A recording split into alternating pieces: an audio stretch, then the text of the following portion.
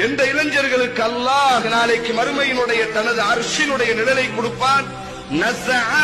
அவர்கள் அழித்தார்கள், நீக்கினார்கள் தங்களினுடைய வாலிபத்தினுடைய எல்லா நாளையும்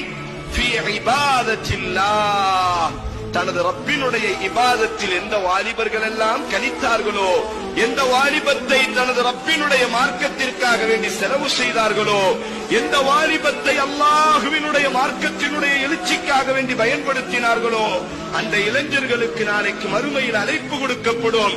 எனக்காக வேண்டி வாலிபத்தை அளித்த வாலிபனே, இதோ நிழலே இல்லாத இந்த நாளிலே எனது நிழலை நான் உனக்கு தருகிறேன் என்பதாக, எனது நிழலிலே நீ ஓய்வெடுக்கலாம் என்பதாக நாளைக்கு மறுமையில் அல்லாஹ் தனது நிழலை விரிக்கக்கூடிய கூட்டம் வாலிப கூட்டம் என்பதாக ரசூலுல்லாஹி ஸல்லல்லாஹு அலைஹி வஸல்லம் அவர்கள் கூறினார்கள்.